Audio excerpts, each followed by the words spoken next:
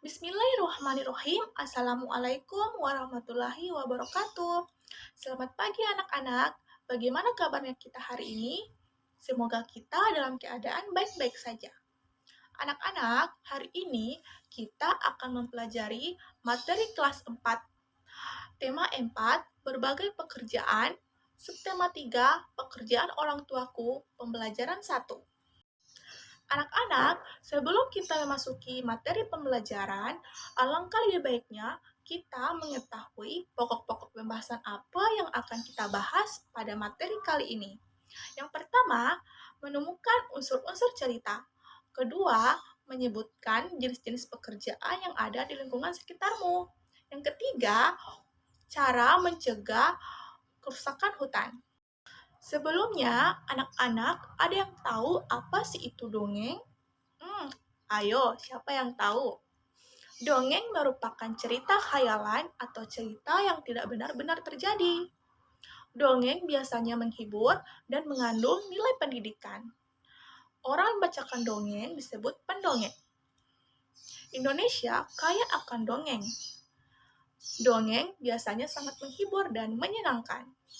Nah, kali ini kita akan membaca cerita dongeng dari Kalimantan Barat yang berjudul Tupai dan Ikan Gabus.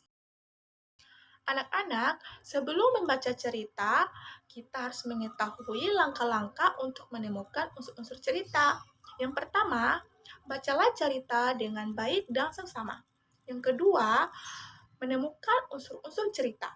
Yang ketiga, catatlah unsur-unsur cerita di buku catatan.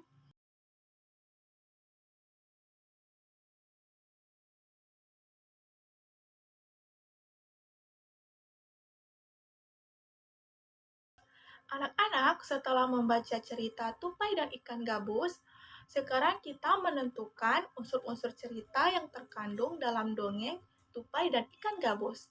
Yang pertama, judul, kedua tokoh, ketiga sifat tokoh, keempat tempat, kelima awal cerita, keenam akhir cerita, ketujuh pesan moral.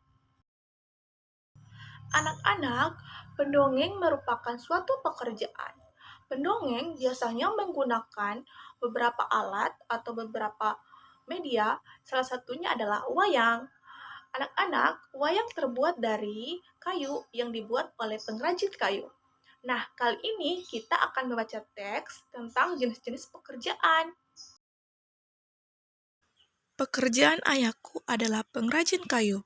Ayahku membuat meja dan kursi. Untuk menghasilkan kursi, awalnya ayahku membeli kayu, memotongnya, membentuk menjadi kursi, menghaluskan, lalu mengecatnya. Waktu yang dihabiskan untuk membuat kursi kurang lebih 1 minggu. Ayahku menjual meja dan kursi yang dibuat ke toko mebel.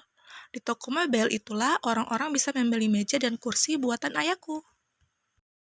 Anak-anak, setelah membaca cerita tentang Ayah Beni, tentunya kita sudah tahu pekerjaan apa yang ditekuni oleh Ayah Beni. Ya, pengrajin kayu, di mana pekerjaan ini menghasilkan barang. Barangnya berupa, ada yang tahu? Ya, meja dan kursi.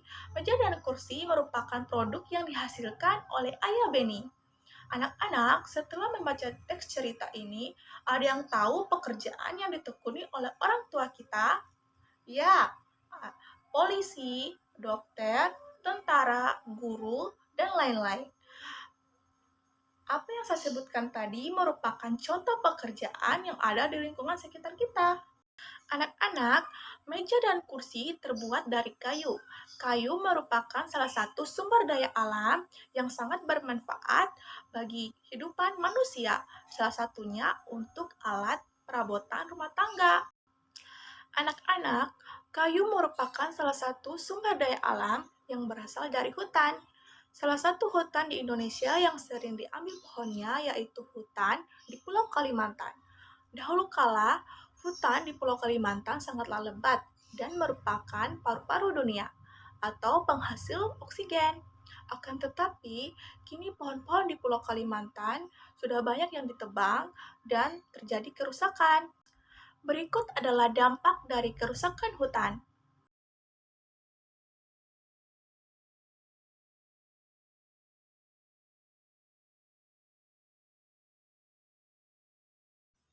Berikut adalah upaya mencegah kerusakan hutan. Yang pertama, melakukan reboisasi. Yang kedua, menerapkan sistem tebang pilih. Yang ketiga, menerapkan sistem tebang tanam. Keempat, melakukan penebangan secara konservatif. 5. Memberikan sanksi bagi penebang yang melakukan penebangan sembarangan. Keenam, tidak membuang sampah sembarangan di hutan. 7. Melindungi dan menjaga habitat yang ada di hutan. 8. Mengurangi pengguna kertas yang berlebihan. 9. Mengidentifikasi dan mencegah terjadinya kebakaran hutan. 10. Melakukan seminar pelestarian hutan. Anak-anak, hutan sangatlah penting untuk kehidupan kita. Maka dari itu, marilah kita menjaga kelestarian hutan sehingga kehidupan kita tetap terjaga, aman, dan damai. Anak-anak, cukup sekian pembelajaran kita hari ini. Semoga pembelajaran kita hari ini dapat bermanfaat bagi kita semua. Baik, akhir kata, wassalamualaikum warahmatullahi wabarakatuh. Sekian dan terima kasih. Sampai jumpa.